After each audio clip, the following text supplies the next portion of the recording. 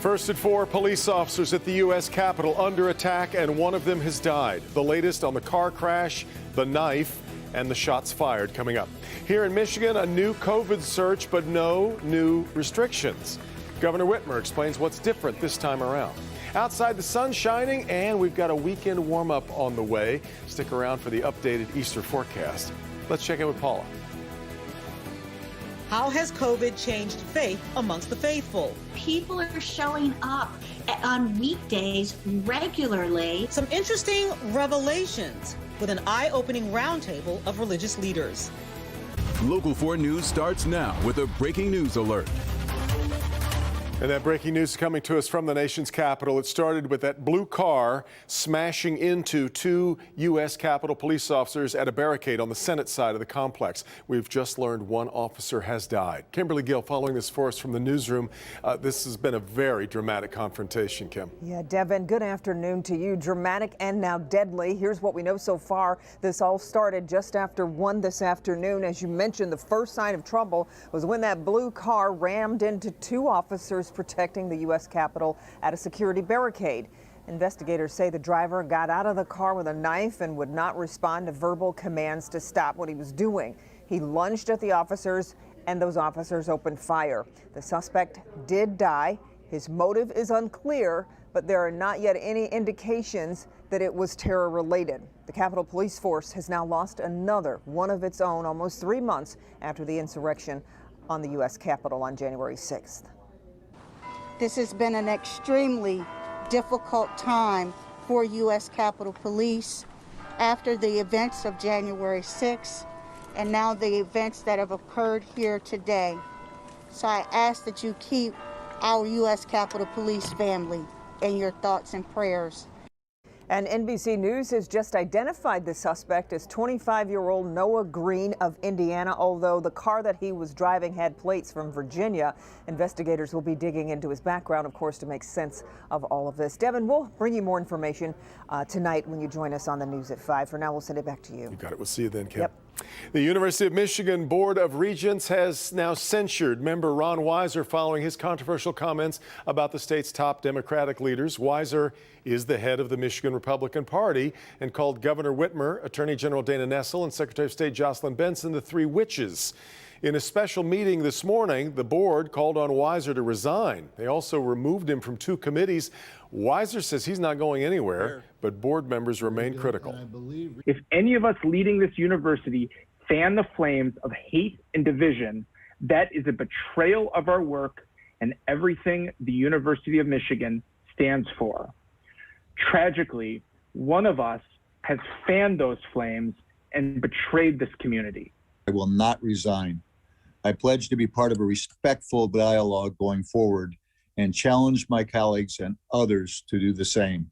I will not be canceled. Now, the regents have no authority to remove a board member because, of course, it's an elected position. They say there would have to be a recall effort or an impeachment of Weiser. COVID-vaccinated Americans are given the green light to travel, even as Michigan is now coping with surging case numbers. State reporting nearly 5,500 new cases over the past 24 hours.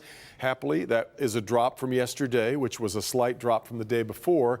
We have seen an additional 20 deaths due to the virus. Monroe Public Schools, one of the latest districts to shift back to virtual learning with some 600 staff and students under quarantine now. The CDC says fully vaccinated Americans can travel without getting tested or going into quarantine, but they should still mask up and follow travel safety protocols.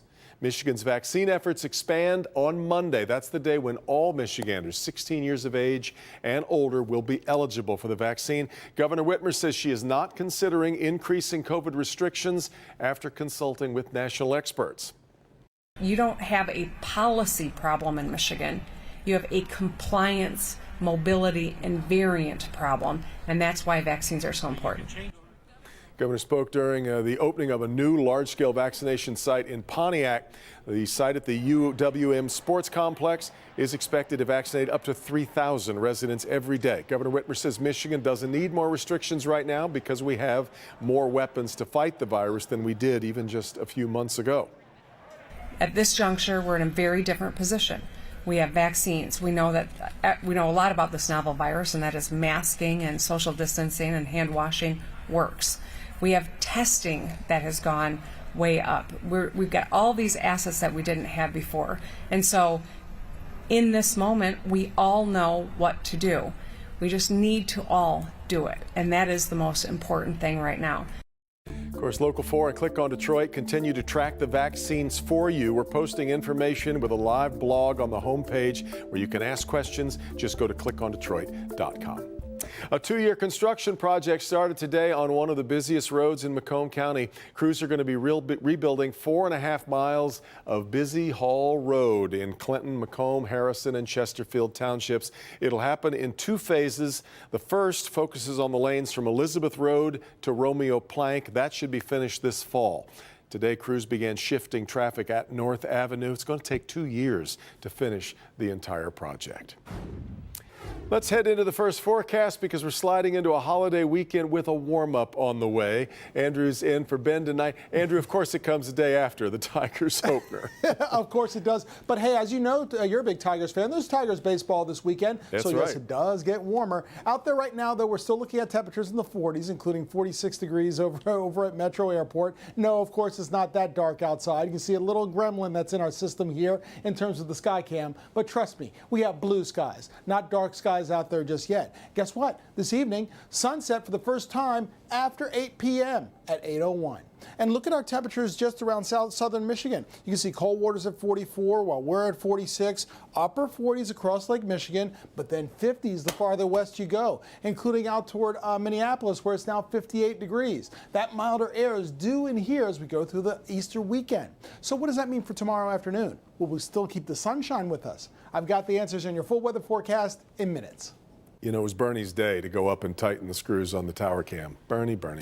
No matter your religious leanings, you know we are entering some of the most holy days on the calendar for some of the world's major faiths. Given the past year, we decided to spend some time reflecting on how faith and spirituality have perhaps changed during the pandemic. Paula Tutman leads a multi-faith discussion that might hit home for a lot of us. What has COVID done to your faith? How has your faith been tested by COVID? In a time when there is racial unrest, hunger and want, climate change like winter in Texas, when it's a place that always boasts summer, unhappiness and disease, and yes, this summer, the locusts return? What does this all mean? We turned to a roundtable of religious leaders to find out. A Baptist minister, an Episcopalian bishop, an Islamic imam and Muslim social activist, the Catholic chairman and president at Interfaith Leadership Council of Metro Detroit, a practicing Sikh, and a Jewish rabbi. I think what we're seeing in many, many cases is a renewed interest in religion and spirituality. People are questioning, what does this all mean? What each has noticed is the faithful have been digging deeper to be closer to their spiritual communities as a way to process the pandemic. I feel like for my personal practice, it's definitely become more contemplative. I've been praying more, practicing more, meditating more. The realization that, life is short, like truly. Because of virtual services, people from around the nation and around the world are sampling their particular houses of faith and worship. It's not clearly about faith, it's about community. I think that people noticed that they lost their community and how important that was. And young people in particular are not necessarily questioning their faith, but have very specific questions for God. About why did this happen? Why did God allow so many people to die? We're having long conversations, deep conversations. There's a lot of questions about God's justice and why this was to happen and who is responsible and what will happen to the people who've lost their lives to COVID, like innocently lost their lives. There's a lot of questions around grief.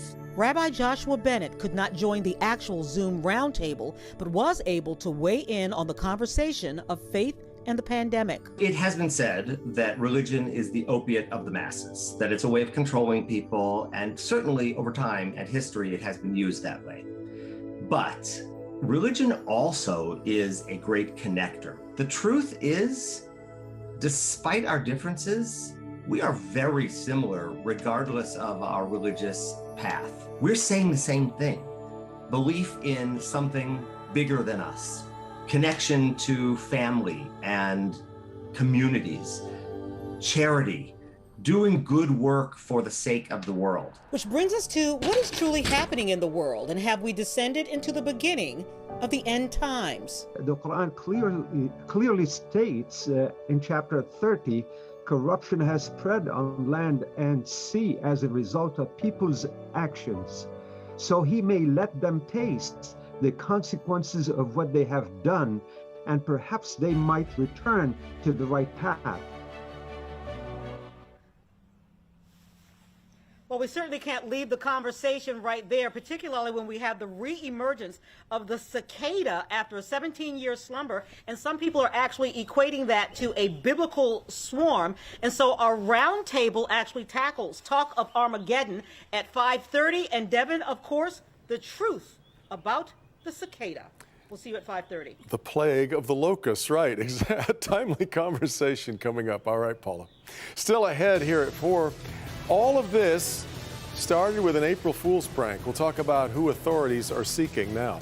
Also, a terrifying train disaster. Passengers describing what it was like inside, and we'll also reveal what went wrong just before the crash. But first, new testimony in the murder trial of Derek Chauvin. Why a top homicide detective is calling his actions the day George Floyd died unnecessary. We'll be right back.